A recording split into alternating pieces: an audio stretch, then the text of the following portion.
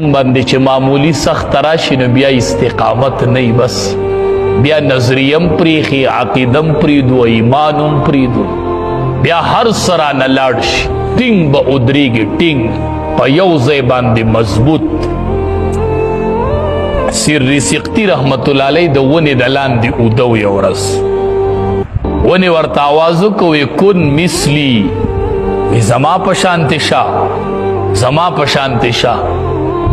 سر سقطي رحمت الله علیه ونې ته وایي کیف اکون مثلک زه به ستا په شانتې څنګه شم څه معنی چې زه ستا په شانتې شم ونه ورته وایي زما په شانتې شه. سر سقطي رحمت الله علیه ورته وایي څنګه ستا په شانتې شم وی خلق ما ولی په کاڼو او ارمی بالاسمار او وی زی په میوه ولم خلق ما په کاڼي اولی نو زه وله میوه ورکم نو زما په شان شه خلق به دې په کاڼو ولي او ته میوې ورکوه. نو سر سقطي رحمت الله علیه خو ډېر هوښیار سړی و هغې ونې ته وایي چې په تا کې دومره ښه صفت دی چې خلق دې په کاڼو ولي نو ته میوې ورکوې نو ته بیا الله د اور خوراک ولې ګرځولې ته خو عمر لسوځي په اور کې نو ته بیا الله د اور غذا ولې ګرځولې چې تا کې دومره ښه صفت دی عمر لتا خلق سیزي په اور کې اور در باندې ګرمۍ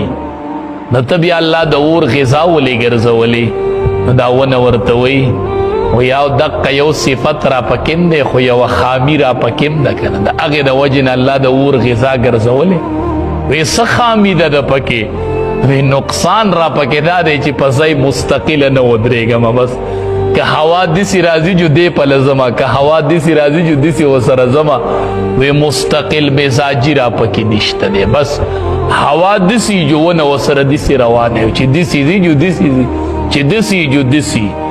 او غر چې دی دا په ځای ولاړي که هوا په هر طرف باندې ځي نو صفت د استقلال دا ډېر ښه صفت دی چې سړی په ځای باندې مستقل قایم او دایم پاتې شي دا د مضبوط ایمان نښه ده. نبی کریم صلی الله علیه وسلم په لار تیر شو بلال رضی الله تعالی عنه خپل مالک پې ظلمونه کوي ظلمونه پې شروع دي سخت تکلیف کې دی نبی کریم صلی الله علیه وسلم چې ولیده نو بلال رضی الله تعالی عنہ داغی تکلیف په حالت کې وای احد احد احد احد یک یو دے یک یو دے یک یو دے دا اللہ ذات استقامت دیتا وای امالک ورل سزا ورکی وای اترک اسم احد پریدوا دا نم دا احد نم پریدوا خلاص پشی دا احد نم پریدوا بلال حبشی وائی احد احد احد امام الانبیاء پی تیر شو چه ویلی دن ډیر خپش آوازی ورته وکړو وی بلالا احد ینجی کا دغه احد بدر له ورځ نجات درکې دا کم احد ته چې نارې وخې دا احد به د یو ورځ خلاصوي دقې احد ته نارې وخه دې ته مستقل مزاجي وي دې ته استقلال وي هغه وی اترک اسم احد او دی وی احد احد احد یک یو یک یو یک یو دی. نبی کریم صلی الله علیه وسلم چراغ نو ډیر خپو ابو بکر صدیق رضی الله تعالی عنہ ورته ولې خپه وی بلال می ډیر تکلیف کې ولیدن بلال می تکلیف کې ولیدن ابو بکر صدیق رضی اللہ تعالی عنہ راغه او داغه مالک ته وی دې پسو دی وی دې په دومره وی هو دې پیسې والا راځه بلال رضی اللہ تعالی عنہ ورته وی تا خو زواغستما دک خپل خدمت لدی اغسته مخو اوس پستا خدمت کوم او کنا خپل خدمت لدی نه اغسته نو چې د چا په وینا دی اغسته ما نور هغه ته پرېږده د چا په وینا چې دی اغسته ما هغه ته پرېږده چې د دواړو جهانو سردار دی پرې مې ده چې دا باقي ژوند د امام الانبیا سره تیر کما دا مې ارمان دی بس چې د چا په وینا دی اغسته هغه ته مې پرېږدو چې دا باقي ژوند ټول د امام الانبیا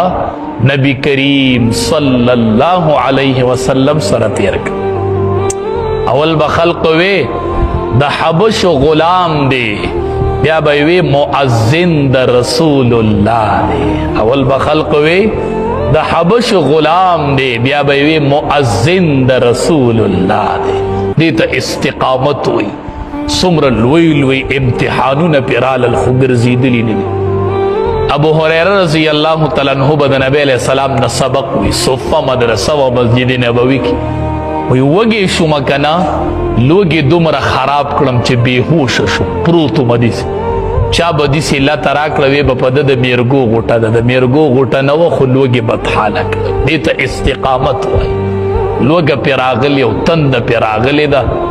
خو ټینګ قایم مستقیم به په دین باندې ولاړو. دې ته استقامت وایي چې په عثمان ذوالنورین رضی الله تعالی عنہ پسې باغیان راوړېدل شهید کوي نو اول یې تېنه لاس کټ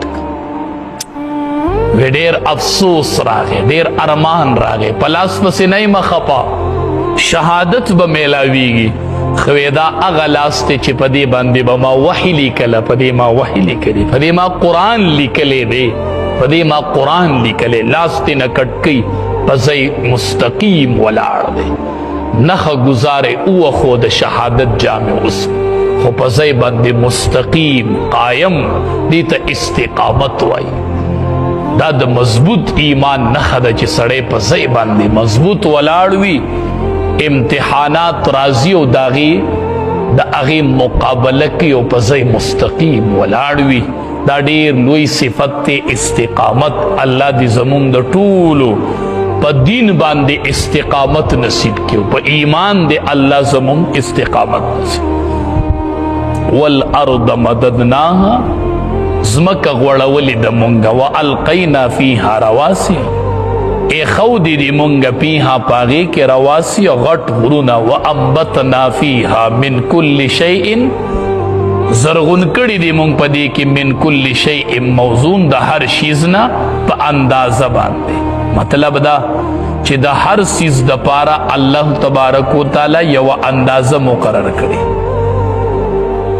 هر سیز الله د ضرورت مطابق پیدا کړي دي او د ځمکې ښایست یې پکې کتلي د بعضو بوټو ونې دنګې او د بعضو چیت